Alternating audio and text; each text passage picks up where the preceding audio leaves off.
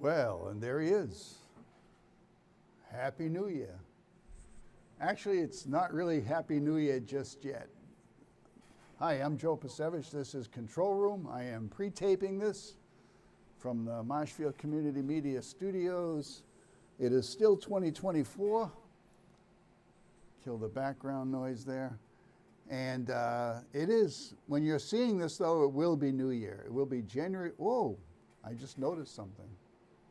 Did you pick up on that? No, you didn't. I'm just about to post my graphic. Whoops, wrong.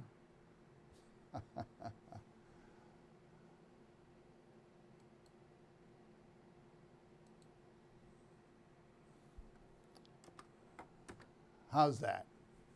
Happy New Year, January 1st, 2025. Joe Pasevich, back here at Control Room for what year? This is over 20 years now I've been doing this. Can you imagine? I didn't even look the way I look. I used to look different, but that's what over 20 years of being active in town events, town politics, town government will do to you. It'll age you. You think being president of the United States ages you? You think Obama came in looking like a spiffy young guy and then he went out with gray hair, as happens to all of them? Yeah, just stay involved in town politics and see what happens to you. Ugh, it's been at times a rough ride. And it doesn't get any easier because the people that are in control are still basically the same. Although the forces of good making some progress. There we go. I think my sound was also blowing out the speakers a little bit. Sorry about that. Anyway, yeah, so I'm taping this early. It's a little bit of a cloudy day out there. It's going to rain, I guess, the next couple of days, and then it's going to get a little cooler. So when you see this, you will be moving into 3 or 4 days of sunny weather. That'll be the beginning of the new year.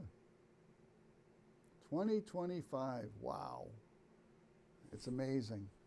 Anyway, so we're still kind of stuck on some of the same issues that we've been stuck on, if you could put it that way, over the last 6 months. And that's mainly dealing with this Chapter 40A, Section 3A, MBTA Community Zoning Act. We're digging into it now. As you know, the state claims that there are like 100 towns that have adopted MBTA zoning. And what they don't tell you is that there's a wire stuck underneath my chair. Here we go. Well, what they don't tell you is that of the 100 communities, of the 177 communities that come under this Community Zoning Act, MBTA Community Zoning Act, out of the 100 that they claim have adopted it, not all of those have an approved plan for the implementation of this tyrannical edict, unfunded mandate.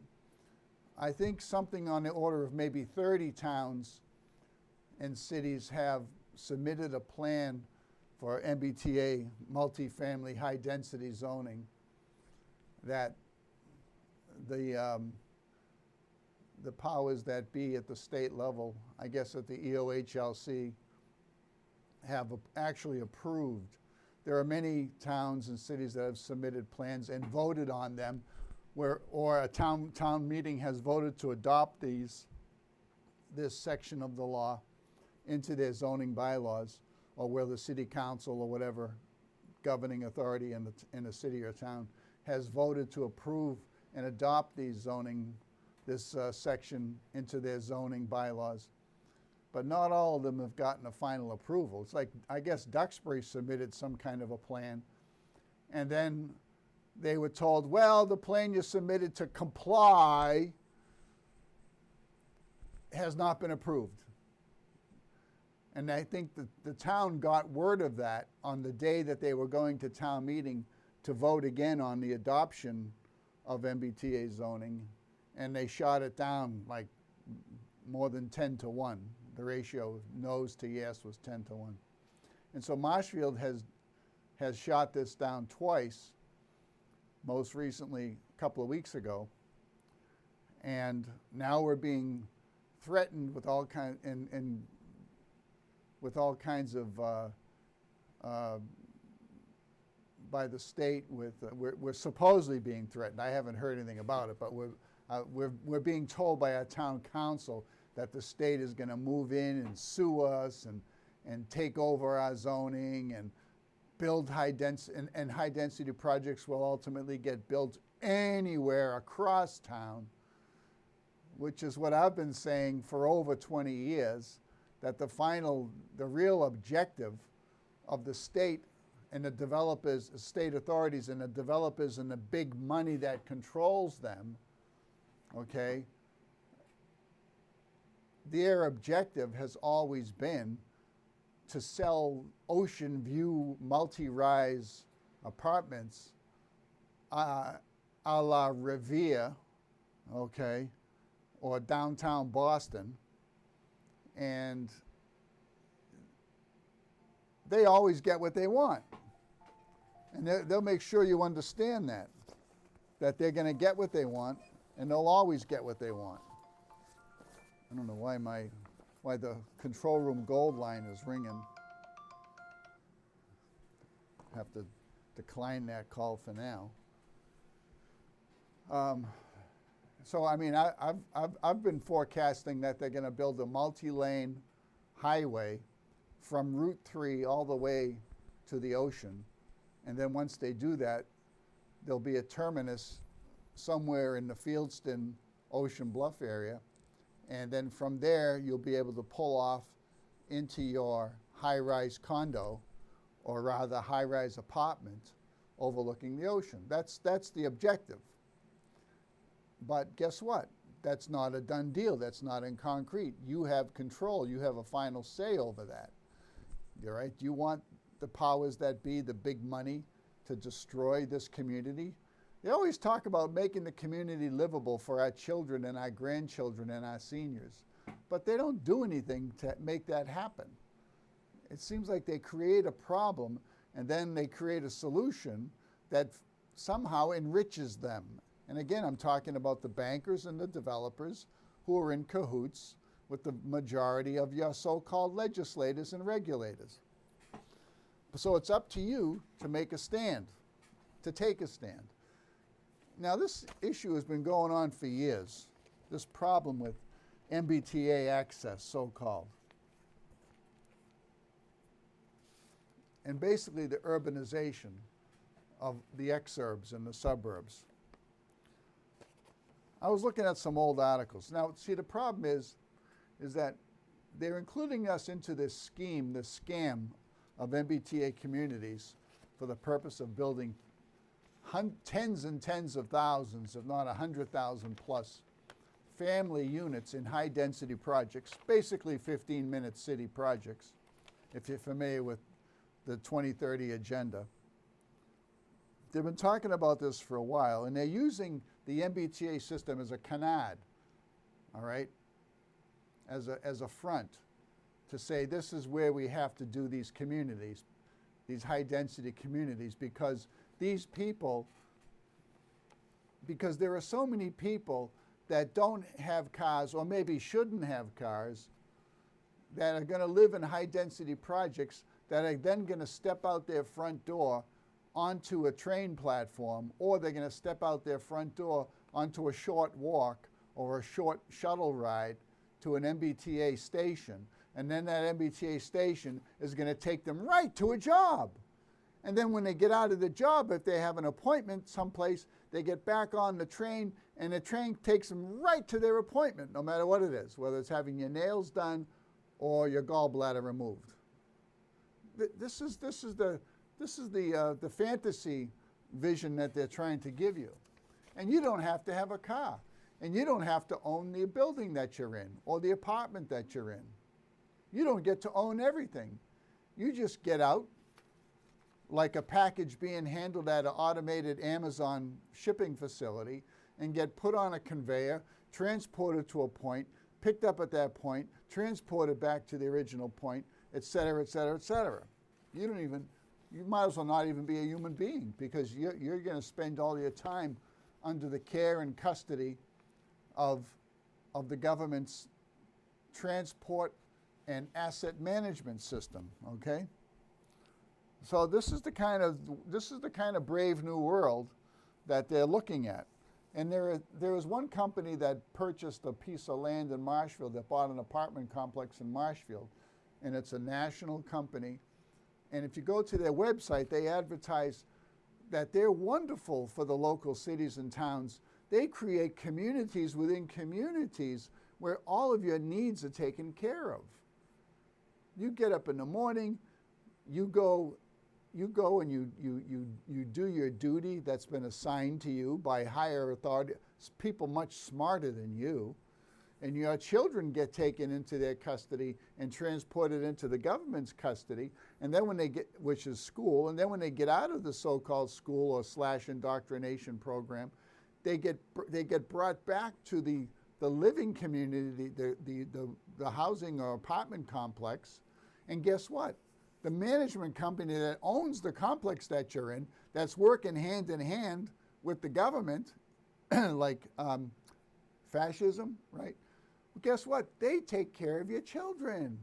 And they get to further indoctrinate them and feed them whatever they want to feed them, while you're still fulfilling your role as a cog in some machine. Well, see, part of the whole problem with this scheme is that people don't live in one box here. And meanwhile, if you're a working serf, well, you're basically a serf, you're living in a box in some nondescript location. Meanwhile, the people that are higher up, the ones that are smarter than you, that have devised all this planning for you, and that are collecting your rent and collecting the interest through usury on whatever else you had to buy and borrow to get, us having rum drinks on a beach in the Caribbean Sea with teenage prostitutes.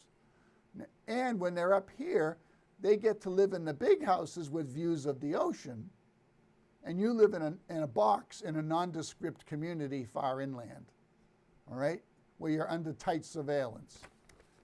I'm not making this up. It's what's actually in place now.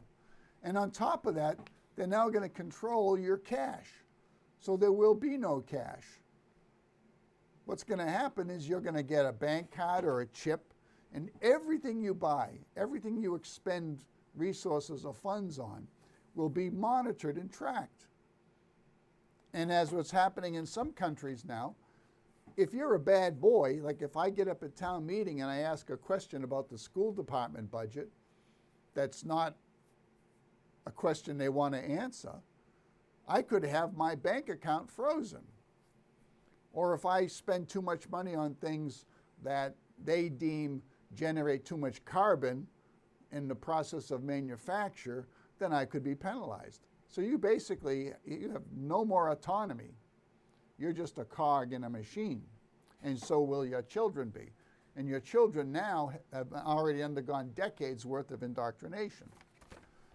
So the problem is that one of the basic problems, which is everybody on all sides of the political spectrum recognizes now, is that the MBTA system, the way it's laid out, doesn't even make sense anymore. There are some cities in the world where they've put a lot of thought into how you lay out a public transit system. But you see, Boston area is basically what they call a radial system. All the lines of transport lead to a central point. It's a radial system. You know, you can't go from Marshfield over to Mansfield, and you can't go from Mansfield up to Natick. You got to go into the city, you got to make all kinds of transfers, and then go back out, something like that. That's why we have highways. Highways work better than anything. But anyways, but they're using the existence of the MBTA system as a way to conquer 177 and subjugate 177 communities in eastern Massachusetts, where the developers are just drooling over the possibilities. And they get to concentrate the population in these areas, which makes for easier, more efficient control of the population and the resources that they're going to be that it would be trickled to them. Okay, so like I'm looking at some old articles. 2007, June 19, 2007. Selectmen seek bus service to Greenbush. Now that's one thing that people say. Why are we an MBTA community? Well, again, back in 1964 or something, a bunch of towns and cities were lumped into a group that was called the MBTA district. Did Marshfield vote on it? Did the voters have a say? So far, I can't find any evidence that they did. Somehow we just got lumped into an MBTA community. And at the time, we had bus service. We had regular daily bus service through Marshfield. But now we don't have that at all. So should we still be an MBTA community? Probably not. What do we get? We don't get anything from the MBTA. But at the time, back in 2007, people were asking the same question. How come we don't get anything from the MBTA? And we're giving the MBTA an annual assessment. They're saying, okay, Marshfield, we're giving you service, so you got to give us $100,000 a year or whatever it was. But then we said, well, we're not getting anything because we don't have a bus that goes to an MBTA train station or bus station. So the commuter rail station reopened in September of 2007. And the selectmen at the time was Katie O'Donnell, Mike Maresco, and I think it might have been, who was the other lady? All right. And they were saying, oh, wow, we want a bus. We're being assessed. We're having to pay money to the MBTA, so why don't we have a connection to the MBTA train station at Greenbush? Quote, they built a commuter line, but there's not enough room for parking, Selectman Michael Maresco said. So they were looking for a grant, and Katie O'Donnell was asking the then town planner, Paul Halkiotis, for some input on getting some bus service from Marshfield over to the Greenbush station. Halkiotis, who was then the town planner, was saying, well, I'll go to MAPC, Metropolitan Area Planning Council, and we'll see if we can get funding to do that. Well, it never really happened. Oh, by the way, and at the time, just as a historical chuckle, fun tidbit, the cost per train ride at the time from Greenbush to Boston was pegged at $7.75, or $10 for a round trip. What is it now, right? And I've heard that even the amount of money you pay to buy a ticket to ride the Greenbush line to Boston is some fraction of what it actually costs. So every ride is subsidized. So not only is the MBTA system poorly laid out, it's poorly maintained, they've incurred massive debt, okay, their personnel costs and pensions and everything are out of control. So the entire system is basically on the verge of total collapse, and it needs to be heavily, heavily subsidized by taxpayers from everywhere. Everywhere and anywhere, let's put it that way. Fast forward to 2018, 10 years after they reopened Greenbush. 10 years, headline, 10 years later, Greenbush, embraced by many, but falls short of promise. All right, now they were expecting, like, for every ride, every train going into Boston in the morning and coming back at night,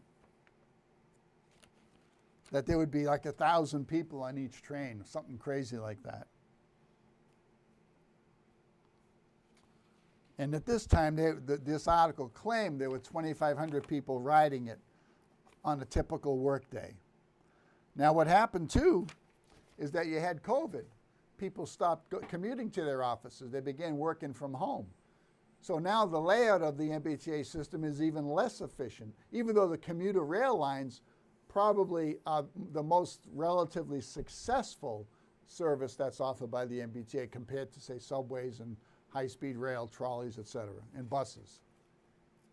So there's no end in sight to the cloudiness and the bad news when it comes to the MBTA.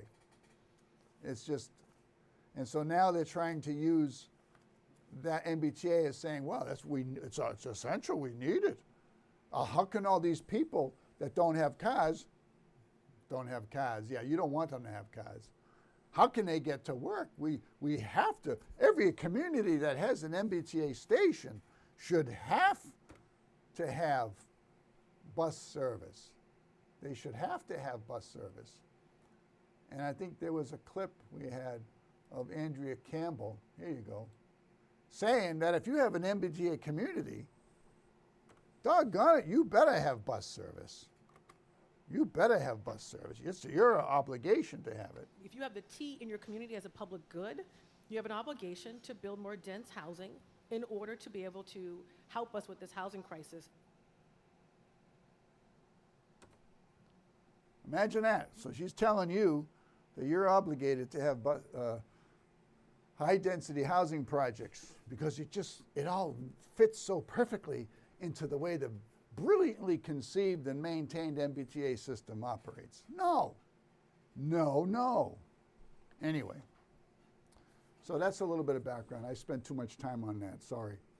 I want to go now, let me jump up to the town meeting we just had back on December 16th when we shot down the MBTA zoning again. You know, one thing that really stood out at the meeting was the number of people that showed up. And the theme that's very common now in all of political discourse in this country right now, which resulted in Trump getting put back into office, was a major factor in that happening, is that we've had enough. The average Joe, the average person has had enough. We're tired of being lied to. We're tired of being gaslighted. We're tired of being strung along. And we're tired of being treated like worse than an ATM.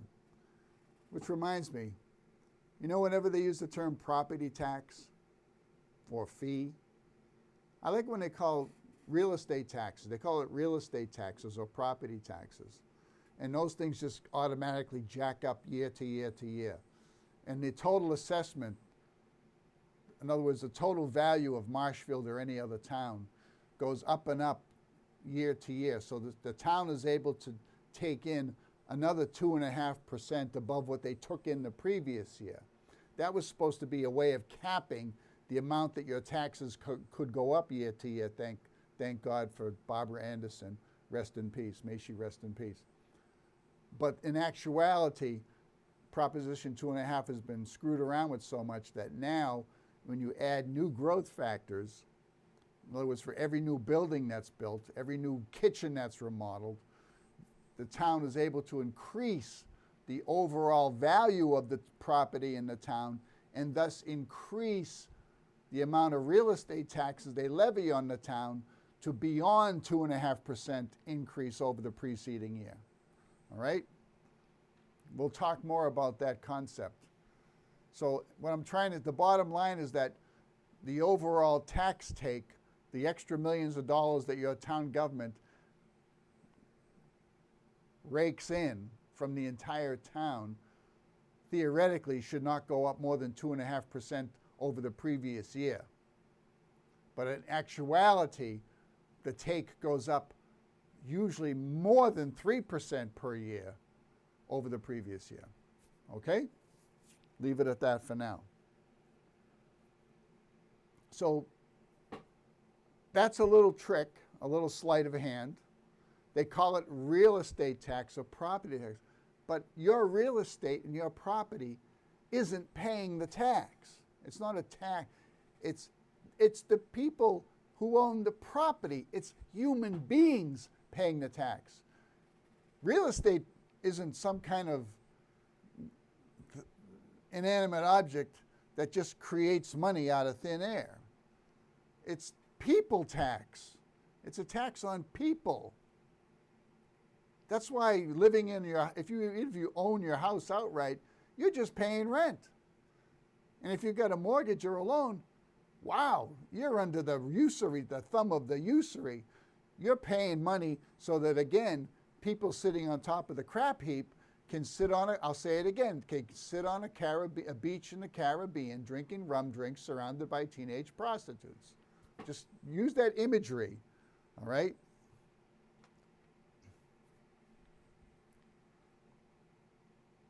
So, yeah. And what we just went through with this whole COVID nonsense, just imagine the level, what I'm trying to get to and make a cut to the chase, is that, yeah, people don't trust the system anymore. We're being lied to about virtually everything. A narrative is being created, and you're told to go watch football. Squirrel, squirrel, look over here, look over here. Don't look at the real problem over here. Squirrel, squirrel, all right?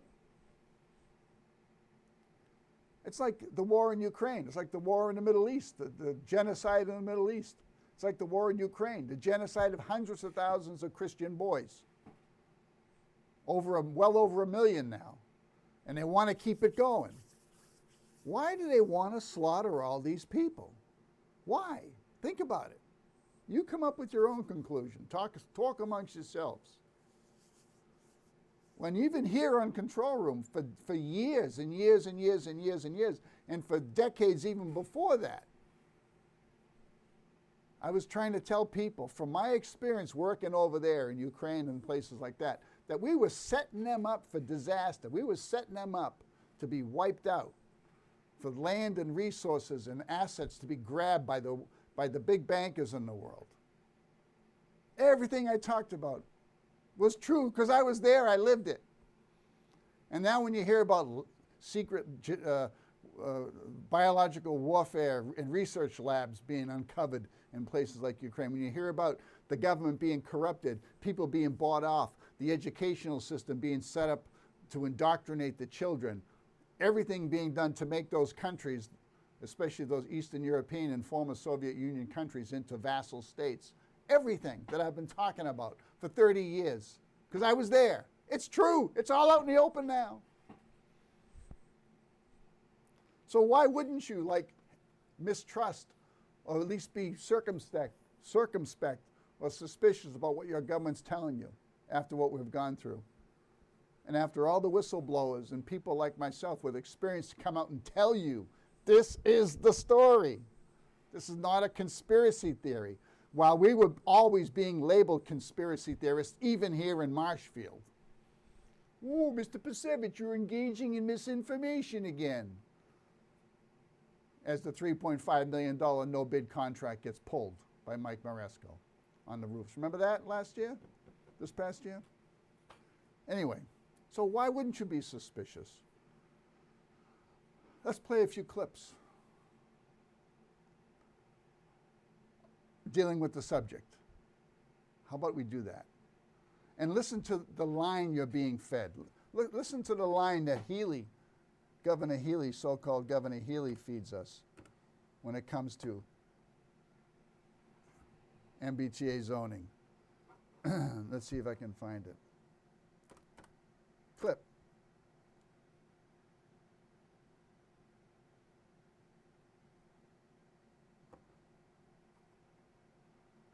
Now, this past fall, when the SJC heard arguments about the MBTA Communities Act, the justices seemed to have very mixed feelings about whether or not you're entitled to a court order to compel cities and towns to go along with the housing mandate that is part of the Communities Act.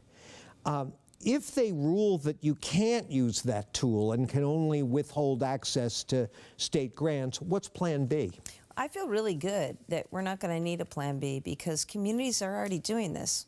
And I want to be clear, this isn't a housing mandate, it's a rezoning mandate, right? It doesn't actually require construction of homes, but it does require communities to work to rezone so that there's potential for to open more the door housing. for exactly. it. Yep. And the good news is we've got over 100 communities already signed up and in compliance.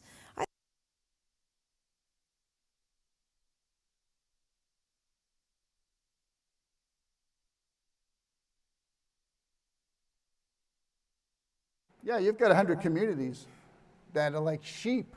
Were scared into voting this into their local zoning, but you haven't approved all those communities to be in compliance. And you're obviously playing the long game. You get the zoning in place, but you know ultimately your Agenda 2030 agenda is going to be implemented. You're going to create 15-minute cities. So who believes this? This sleight of hand. Oh, there's so many analogies. Some of them are not that pleasant or suitable for children or family viewing to talk about people being tricked and being finagled. All right? Oh, don't worry, I'm your friend. I'll call you in the morning kind of thing, right? So, of course. And, of course, she's working with the developers because she's trying to ensure their long-term profits so they can remain on the beach with rum drinks in the Caribbean with teenage prostitutes.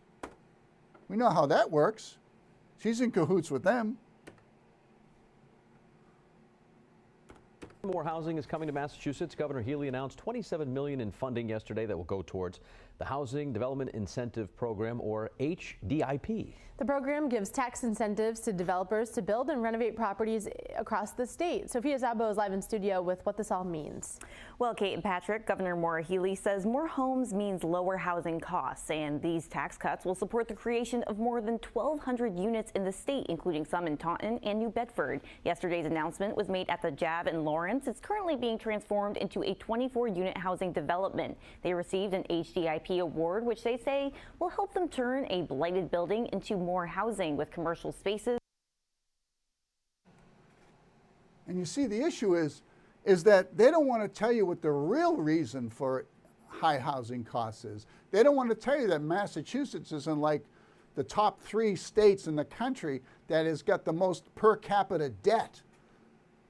Like, you know, they say like the national debt right now is $36 trillion. Well, Massachusetts, when you come, and which is like the highest debt in the whole world of all the countries. Well, Massachusetts has got like the highest debt per capita of all the states in the United States. They don't want to tell you that taxes and fees and inflation is the real reason why housing is so expensive. They don't want to tell you that. So, but you're supposed to trust them that they've got a solution. They've created a horrible situation. Their solution is to turn you into a serf and make it even more difficult for you to survive, so that you'll be begging, oh, just give me a box to sleep in, anything. And it goes back to greed. When you sit in your study and throughout your career as a professor, you've met students and you've probably dealt with every kind of question, stupid through. I guess I want to know whether you've ever been tempted to become politically revolutionary. Here's my question. When you see around the globe the maldistribution of wealth, the desperate plight of millions of people in underdeveloped countries, when you see so few haves and so many have-nots, when you see the greed and the concentration of power within, did you ever have a moment of doubt about capitalism and whether greed's a good idea to run on? Well, first of all, tell me, is there some society you know that doesn't run on greed? You think Russia doesn't run on greed? You think China doesn't run on greed? What is greed? Of course, none of us are greedy. It's only the other fellow who's greedy. The world runs on individuals pursuing their separate interests. The great achievements of civilization have not come from government bureaus. Einstein didn't construct his theory under order from a bureaucrat. Henry Ford didn't revolutionize the automobile industry that way. In the only cases in which the masses have escaped from the kind of grinding poverty you're talking about, the only cases in recorded history are where they have had capitalism and largely free trade. If you want to know where the masses are worst off, it's exactly in the kinds of societies that depart from that. So that the record of history is absolutely crystal clear, that there is no alternative way so far discovered of improving the lot of the ordinary people that can hold a candle to the productive activities that are unleashed by a free enterprise system. But it seems to reward not virtue as much as ability to manipulate the system. And what does reward virtue? You think a communist commissar rewards virtue? You think a Hitler rewards virtue? You think, excuse me, if you'll pardon me, do you think American presidents reward virtue? Do they choose their appointees on the basis of the virtue of the people appointed or on the basis of their political clout? Is it really true that political self-interest is nobler somehow than economic self-interest? You know, I think you're taking a lot of things for granted. And just tell me where in the world you find these angels who are going to organize society for us. Well, I don't even trust you to do that. when you sit in... Well, Mr. Friedman, did you foresee the fascism that has developed in the United States now? Oh, we're not against economic incentives and inventiveness of the Henry Fords and the Thomas Edisons and all these other people that come up with great inventions and make our lives so much better, make it easier to get a tooth pulled or an artificial limb implanted or something like that. No, we're not against that. But what we're against is people are those forces of power getting out of control, engaging in the politicians to create a form of fascism, and exploiting the masses and turning the masses of people and workers into serfs, and then taking away their jobs and telling them how they have to live. Don't you think the voters should have a little input, okay, into the kinds of shackles they're going to wear, to put it kind of bluntly? So yeah, Mr. Friedman, yeah, oh, inventiveness, incentive, oh, free market, yeah. But when the free market gets unquestionable, unimaginable power, and they work with the government agents who are not doing anything or being productive themselves, but are benefiting from the big money that they ally themselves with, yeah, we get some problems there. That's more than just a minor collateral imperfection or something like that. All right, Mr. Friedman, you know the game. You knew the game. God rest his soul, Mr. Donahue, for at least bringing this conversation out. Now, let's jump forward to what we went through with all this COVID stuff. Oh, I remember when I said, you know, there's something wrong. I wrote to the selectmen in Marshfield. I said, you know, you really shouldn't be promoting this shot. They knew they were raking in money. They were going to be filing with the federal government for reimbursement for having everybody running the clinic at the fairgrounds, right? They were just counting the money they were going to be raking in.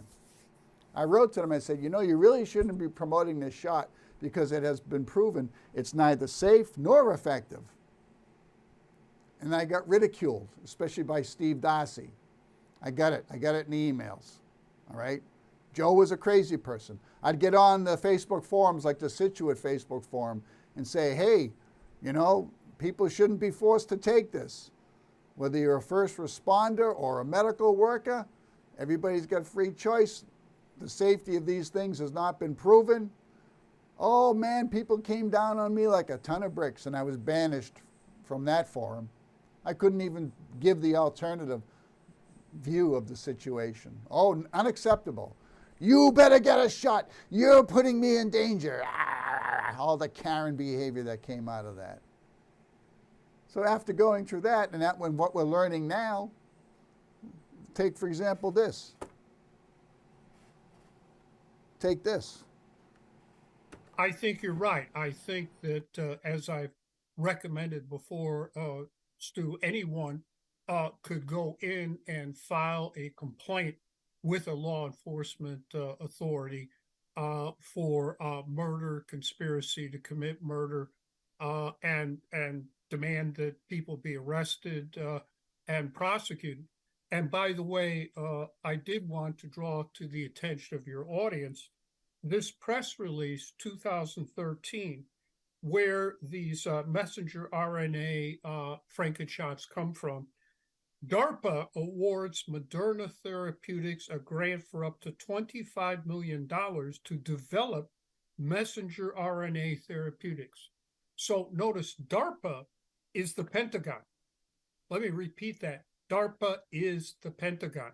The Pentagon bought, paid for, envisioned these mRNA Frankenshots.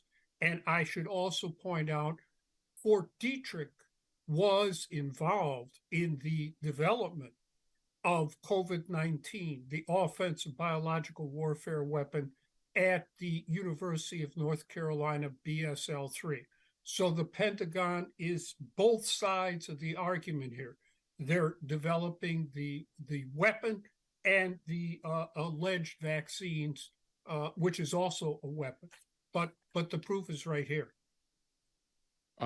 So there's not a law, as far as we understand from where we sit, in this country, federal level, state level, municipal level, that protects anybody from deploying a weapon of biowarfare. It doesn't give them any kind of liability shield. There's no immunity to liability in a sense. So wouldn't it be true that this narrative about congressional liability for Pfizer is kind of a psyop? That's correct, Stu. The liability, that deals with civil liability, payment of damages. Here, we are talking about criminal responsibility. And in my book, Resisting Medical Tyranny, I outline the case for why the executives involved in the companies developing these mRNA Frankenshots are guilty of murder and conspiracy to commit murder. Yes. And you saw that report last week from Portugal that upwards of 300,000 Americans now have been murdered as a result of these mRNA Frankenshots. So this is quite serious. We cannot tolerate more Americans getting murdered by the Nazis who run these corporations. And if you look at the JAB resolution, clearly what we have here is twofold. A violation of the Nuremberg Code on medical experimentation, exactly what the United States government prosecuted Nazi doctors for at Nuremberg, and some were executed. Now, I'm against the death penalty, so okay. But that gives you the idea of how severe the situation is. And then second, as the JAB resolution correctly says, this is a Nuremberg crime against humanity. And Stu, since this is so important, let me read for you the definition of a Nuremberg crime against humanity. This was put in the Nuremberg Charter by the United States to deal with the Nazi persecution of German Jews. Let me read this here. Yeah, please. Crimes against humanity, murder, extermination, and other inhumane acts committed against any civilian population. The American people are being treated here like the Nazis treated German Jews. 300,000 are now dead. When are we going to stop this? Yeah, what is the threshold for death exactly? That brings me to another point. So you're talking about the executives at the companies that help to manufacture and then distribute these shots. What about the people inside of our government? They wouldn't be immune from criminal liability either. They ordered this up, in a sense, didn't they? That's correct. That would depend on certainly the FDA that has approved these Frankenshots. They violated the Nuremberg Code on medical experimentation and have committed a Nuremberg crime against humanity, and arguably are responsible for, or could be indicted for murder and conspiracy to commit murder. Again, that requires mens rea on their part and malice aforethought. My book basically dealt with the chief executive officers and the chief scientific officers for the mRNA Frankenshots. But yes, the FDA officials who approved it have accountability as well. I should also point out, Stu, that the FDA itself was involved in the development of COVID-19 as an offensive biological warfare weapon at the UNC BSL-3. Let me read to you the contract. And it says who helped develop this thing, among others, National Center for Toxicological Research, Food and Drug Administration. So the same people, the FDA, the same agency that is approving these Frankenshots, these Nazi Frankenshots, have been involved in the development of COVID-19, an offensive biological warfare weapon with gain-of-function properties that were applied at the University of North Carolina, BSL-3, Stu. With Right? Ralph This is Barrick's involvement. So just the existence of this evidence and this documentation, doesn't it give you pause? When you add it to all the lying that goes on, down to the level of Marshfield. Don't forget, the lesson of control room is if you want to understand what's going on in Marshfield, look at what's happening nationally, even internationally. If you want to understand what's happening nationally or internationally, look at what's happening in Marshfield, human nature being what it is. And we are consistently lied to and misdirected and left uninformed by our local officials.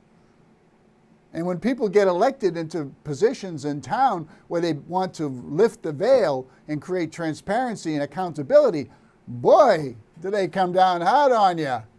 I know, I've been through it a few times, many times as a matter of fact. I know what it's like. Here's another whistleblower clip, if I can find it here. Let's see.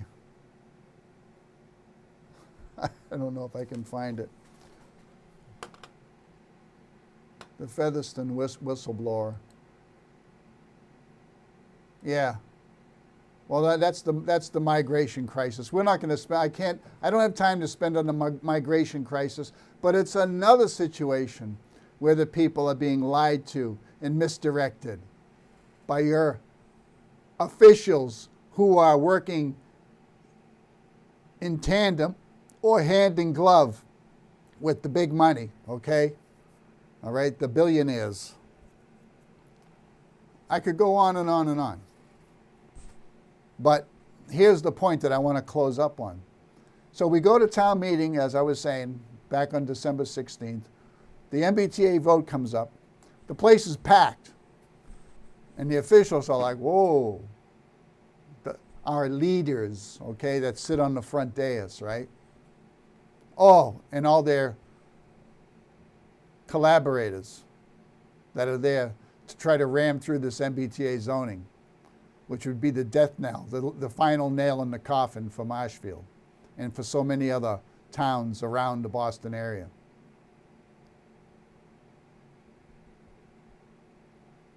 And people are wondering, why are so many people up in arms about this? Why are they so up in arms?